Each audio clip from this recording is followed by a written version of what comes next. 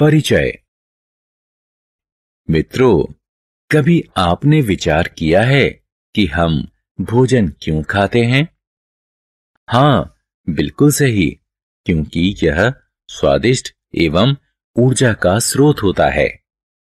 इस मॉड्यूल में हम खाए जाने वाले विभिन्न खाद्य पदार्थों के बारे में जानेंगे।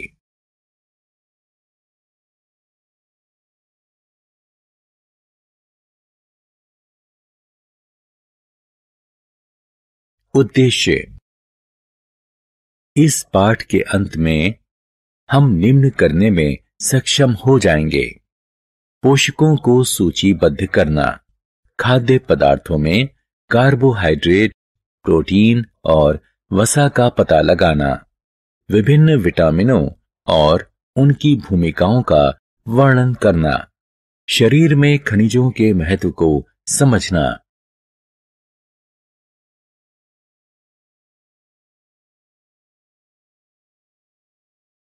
शरीर में आहारीय रेशों और जल के महत्व की व्याख्या करना, संतुलित आहार के महत्व की व्याख्या करना, हीनता जन्य रोगों को परिभाषित करना।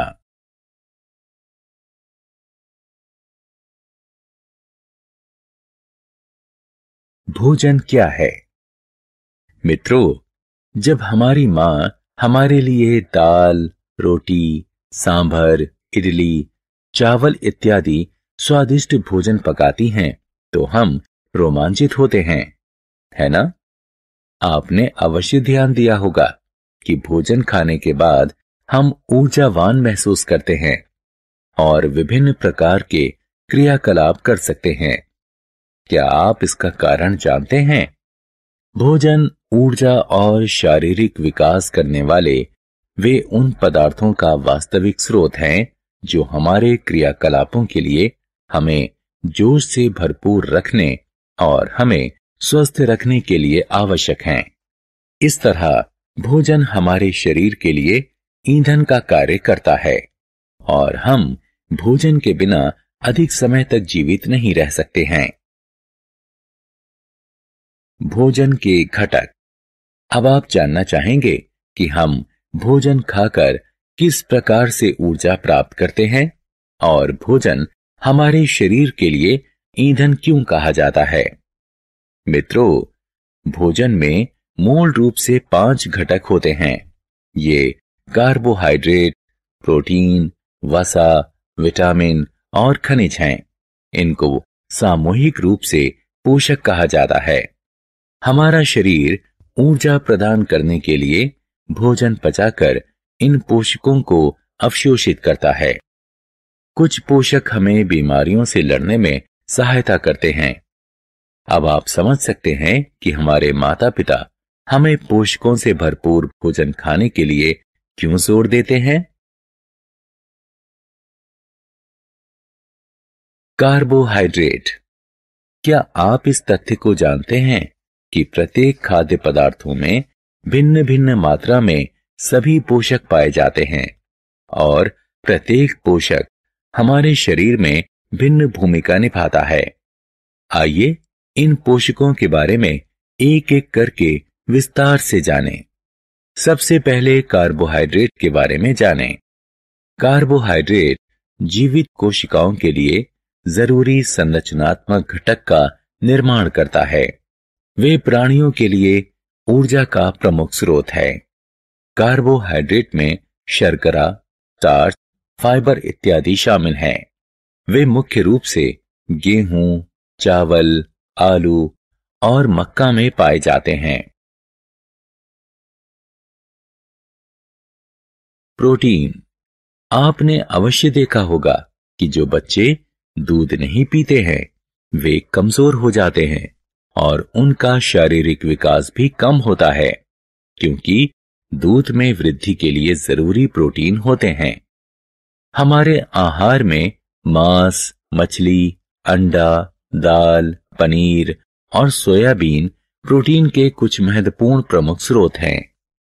प्रोटीन का प्रमुख कार्य ऊतकों का निर्माण एवं क्षतिग्रस्त ऊतकों में सुधार करना है। कार्बोहाइड्रेट के अभाव में प्रोटीन को ऊर्जा के स्रोत के रूप में इस्तेमाल किया जाता है।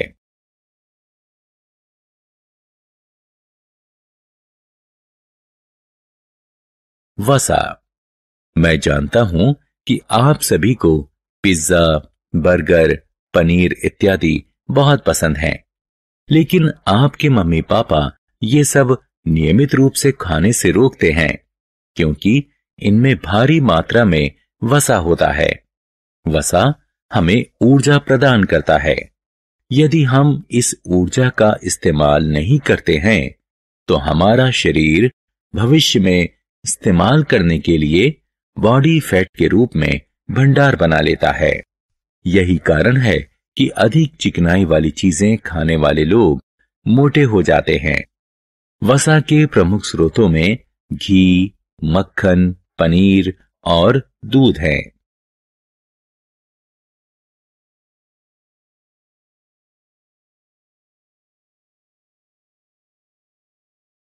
विटामिन।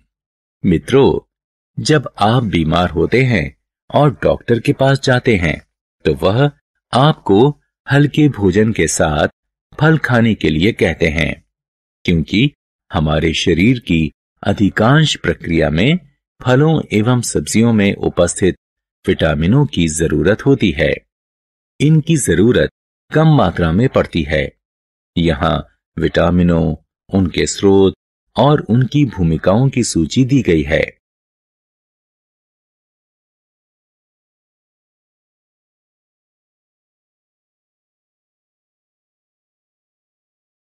खनिज। आपने खनिज से भरपूर खाद्य पदार्थों के विज्ञापन अवश्य देखे होंगे। आइए अब हम देखें कि वे क्यों इतना महत्वपूर्ण हैं। पौधों को वृद्धि के लिए खनिजों की जरूरत है। इसके अतिरिक्त हमारे शरीर में सभी रासायनिक प्रक्रियाओं के लिए अल्प मात्रा में खनिजों की जरूरत होती है। पोटेशियम, कैल्शियम, आयरन इत्यादि खनिजों के कुछ सामान्य उदाहरण हैं। आइए हम अगली तालिका में खनिजों के स्रोतों और उनकी भूमिकाओं के बारे में कुछ और जानें। आहार्य रेशे। प्रिय मित्रों, क्या आप जानते हैं कि हमारे शरीर में पोषक तत्वों के अतिरिक्त आहार तंतु भी महत्वपूर्ण भूमिका निभाते हैं। इनको सामान्य रूप से रूक्षांश यानी रफेज के रूप में जाना जाता है। यहां आपके लिए यह जानना जरूरी है कि रूक्षांश हमारे शरीर को कोई पोषण नहीं प्रदान करता है, लेकिन इसका आयतन बढ़ा देते हैं। ये केवल पौधों में पाए जाते हैं। दाल, आलू, ताजे फल और सब्जियां रूक्षांश के प्रमुख स्रोत हैं। ये हमारे शरीर को अपचित भोजन से छुटकारा दिलाते हैं। जल। आइए अब हम जल के बारे में जानें, जो हमारे भोजन का भी महत्वपूर्ण घटक है। हमारा शरीर अधिकांश जल द्रव रूप में ग्रहण करता है। इसके अतिरिक्त हम भोजन पकाते समय भी इसमें जल मिलाते हैं। जल हमारे शरीर को भोजन से पोषक अवशोषित करने में सहायता करता है। यह हमारे शरीर से कुछ अपशिष्टों को पेशाब एवं पसीने के रूप में बाहर निकालने में भी सहायक है। हीनता जन्य रोग।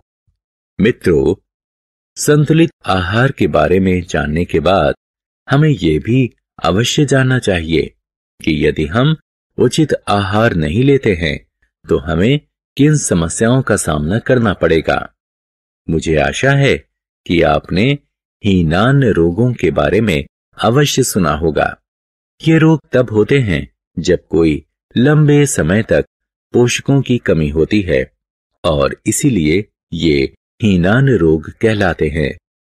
यहाँ कुछ हीनान रोगों और उनके लक्षणों की सूची दी गई है।